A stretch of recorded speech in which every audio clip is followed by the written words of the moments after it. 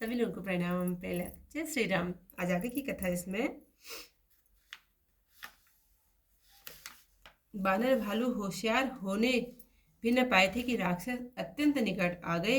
एक तो काले राक्षस, दूसरे अत्यंत घना अंधेरा। उस पर शत्रु उन्हें बाणों से मारने लगे।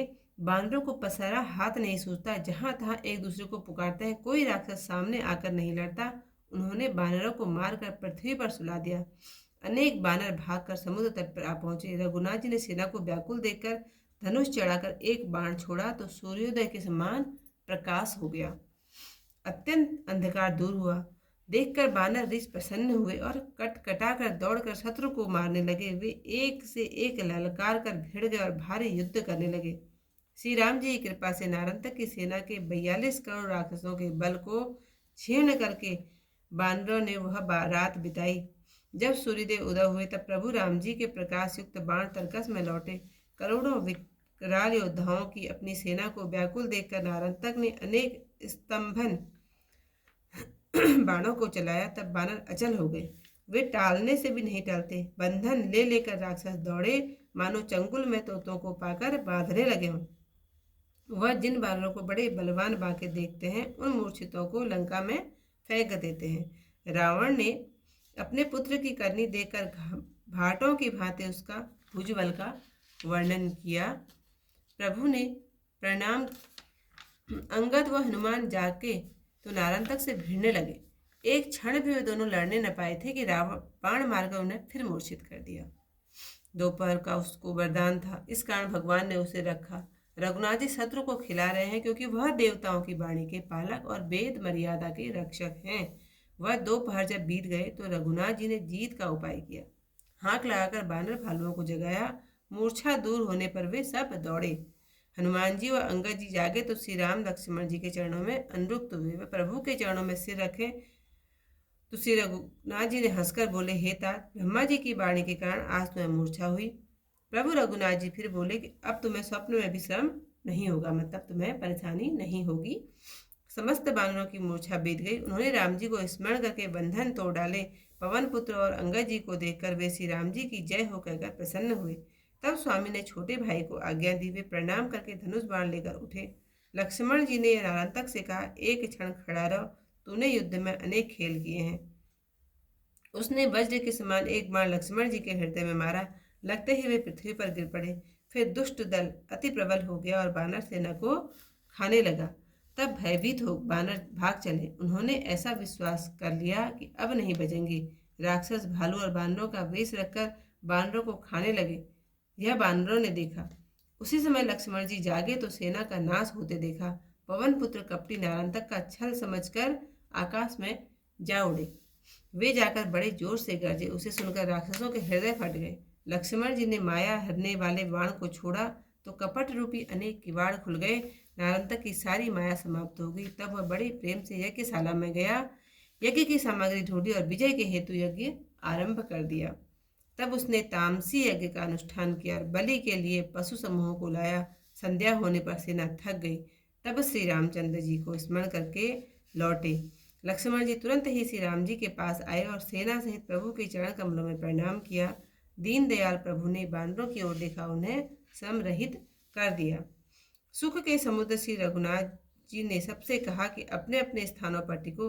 सुंदर आज्ञा पाकर बानर भालू श्री रघुनाथ जी का स्मरण कर चले।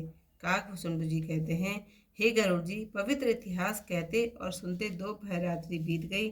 तब देवर्षि नारद वहां आए जहां श्री राम सुशोभित थे। प्यासी जो कथा यहीं पर समाप्त।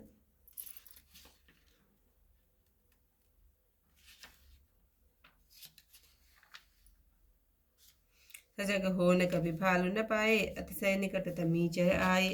असित निशाचर अति अंधियारी, तापर करे शरण गए मारी। सूझहि कपिन हाथ पसारे, जहाँ तह एक न एक पुकारे। सन्मुख को न करत लड़ाई, कपिन मारी रत रण भूमि सुवाई। ये जनित भजि सिंधु समीपा, सेन विकल हिरो कुल दीपा। सजी सारंग तजा इकवाना, भा प्रकाश दिग तरण समाना। लखितम विगत भालू कपि हर से, कट कटाए धाये रिसुअर से। फिरे फिरे एक सन एक पचारी, लागे कर्ण कठिन हटि भारी। कोटि 42 तमिचर नारायण तक कर घाती राम कृपा बल हति खलनी कपिन बिताई राती प्रभु तुरीन हरि सरत बही प्रविशे की न उदय रवि जबहि देखी कटिक निज परम विहाला नारायण तक भल को बट को टिकाला सर अस्तंभन विपुल पवारे भय अचल कपि तरहि नटारे ले पास निचाचर थाई बादत जिमि चंगुल सुख पाई जे कपि लखे विपुल बलवंका ते मूर्छित फेंके गढ़ लंका रावण देख तनय की करनी बंदी जन जिमी भुजबल वरनी अंगद हनुमान जब जागे नारायण तक सन जूझन लागे क्षण एक कीस न पायऊ लरही पुनि सरहति मूर्छा बस करही याम याम युगल ते ही कर वरदाना राख्यो ते कारण भगवान रिपुहि खिलावत रघुकुल केतु पालक बुध बाणी सुत सेतु सौ युग याम गए तब बीती तब रघुवीर सजिया जय रीति हाँक दे कपि भालु जगाए भय बकत मूर्छा जब सब आए हनुमान अंगद जब जागे राम लसन शरणन अनुरागे पवद शीस धरे धर कीसा तब हंसी बोले श्री जगदीसा तात तुम ही मूर्छा भई विधि वाचा लगी आज अब सम सपने अनत नहीं पुनिका प्रभु रघुराज सकल कपिन कै मूर्छा पीति तोरि पास भजी राम सपीति वायु सोन युवराज निहारी हर से कही जय जय तिखरारी दीननाथ अनुजहि अनुशासन उठे तुरत गए विसिक सरासन अहिपति कहे तीक्ष्ण क्षण एका तय कीन्हे रण खेल अनेका हन्ना लसन उर पवि समसायक लगत गिरे रणमणि अहिनायक पुनि खल दल भा प्रबल अपारा भसन लाग भालू कपिथारा चले पराए कीस भय बीता अब न बचव करि काल प्रतीता निश्चर धारि भालू कपि वेसा लागे खान कपिन अस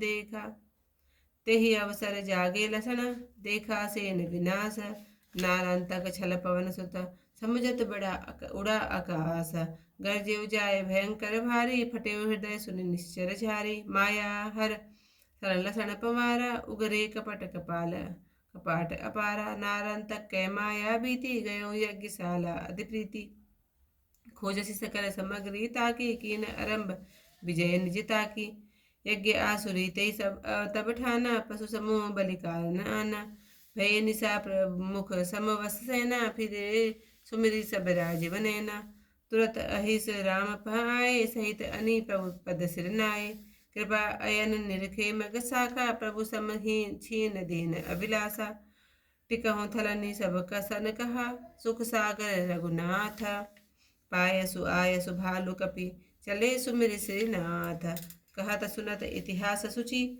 निशिसि बीति युगयाम खगपति आए देवरसी जीत शोभित श्री राम सियावर रामचंद्र पद जय शरणम शंकर हरि ओम जय जय सिया राम मंगल भवन अमंगल हारी उमा सहित जय जपत मुरारी इतिहास कथा पी पर समाप्त। कल को इस कथा के साथ फिर आप लोगों के सामने, तब तक के लिए सभी लोगों को प्रणाम। पहला जय श्री राम।